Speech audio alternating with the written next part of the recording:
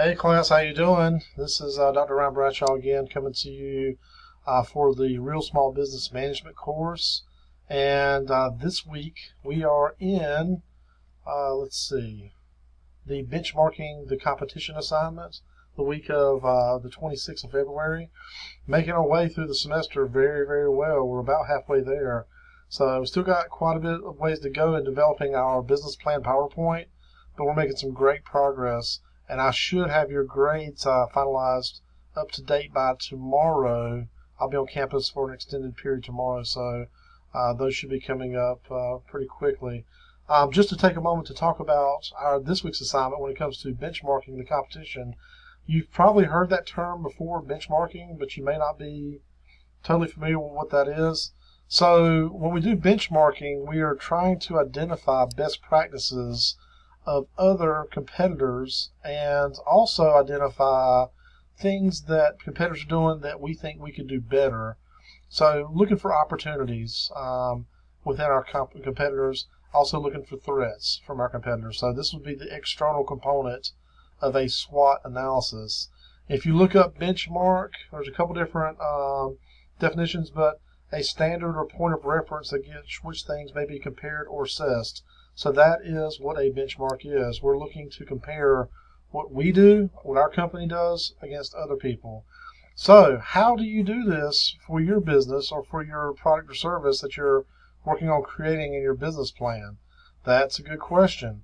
So you want to first identify what sector you're in. So if you have a car dealership that you're developing, you would also obviously be in automotive.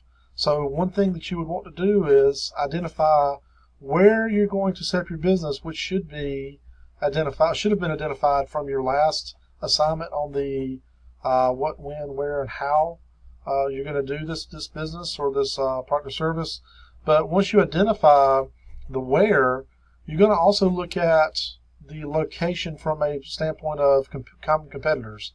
And so, like, if I was going to open up a, once again, car dealership, and I wanted to put it in an area where there's a ton of car dealerships, it probably might be better served by looking at other locations, because you don't want to go into a market that's just completely flooded and already you're starting from a position where the competitors already have some buy-in and already have some connection with the customer base. Not to say that it's impossible to enter a market that's already got a lot of competition, because a lot of places in the United States already have a ton of competition with similar products and services, and obviously new businesses pop up all the time. But you might want to assess, maybe not open it up on that specific side of town where they've already got 10 dealerships.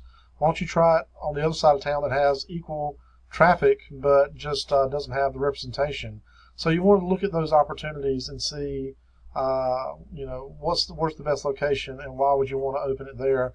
But even some other things to look at with benchmarking, you want to look at the practices of those competitors. What type of advertising are they doing? What type of business model do they have? What type of sales do they have? What type of best business practices do they have?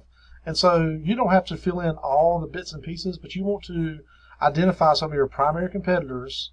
So I would say a good 3 to 5 primary competitors in your market that you're going to enter, and identify what they do, some best practices, and what do you think would be a threat to your business and how you can mitigate that, neutralize or overcome that threat.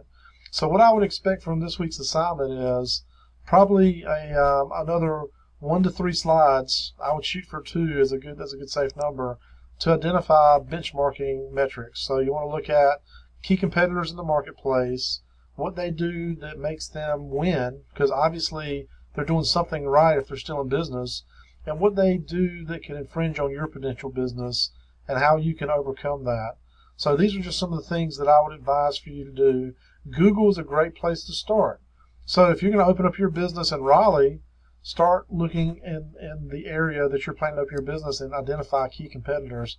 If you're going to open up your business in Goldsboro, identify key competitors in that market and try to find out what makes them, like I said, win, what makes them strong, and what about their business can you adapt to your business so you're drawing upon the strengths of your competitor and making it your strength, and what about their business makes them a potential threat that you can neutralize or stand against if they try to attack your business, because business is very much like Art of War. That's why that book is a hot business seller, because you have to constantly think, if you're not capturing dollars of the consumer, your competitor is capturing those dollars. Somebody out there is serving that unmet need. So if all the fast food restaurants all just closed all of a sudden, somebody else is going to step up and meet that need for people that want food, So supermarkets would probably be the first to capture those dollars if all the fast food places close down. So where there's an unmet need, there's an opportunity. And so you need to start thinking in those terms of, what can you do to capture those dollars? What benchmarks do your competitors use that you could capitalize on? Say, hey, they do this well, I can also do this well. Quick story, and then I'll end it just to keep it brief. But I used to work for Walmart, and in my time there, I read the book Made in America by Sam Walton 3 times. I read it before I applied, just so I'd have some backstory. I read it when I was in the management training program, and then I read it again while I was working third shift for the company. And one thing that Sam Walton did very well was benchmarking. He would go into places like Kmart and other like competitors and identify what they did well, what made them special, and then he would bring that and adapt it to Walmart and make it even better. And so that's one of the things that helped Walmart be extremely successful early on. So benchmarking is a big deal. It's important for you to look at what your competitors are doing, and it gives you an insight as to what you can do to help make your business successful. Because if your competitors are staying afloat, if they're staying in business, they're doing something right. And so use benchmarking as a valuable resource for you to identify how to make your business successful. All right. And so I'm going to put this into the Moodle shell with some additional instructions just to clarify what I'm looking for.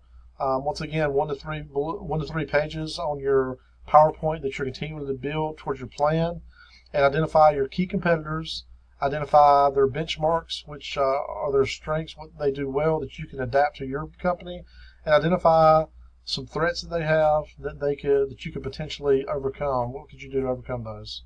All right. Well, I appreciate you listening, and I look forward to your submissions. If you have any questions at all, don't hesitate to reach out.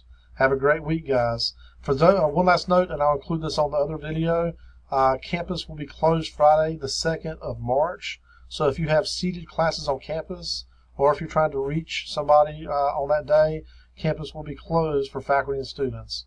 All right, guys. Have a great week. I'll talk to you soon.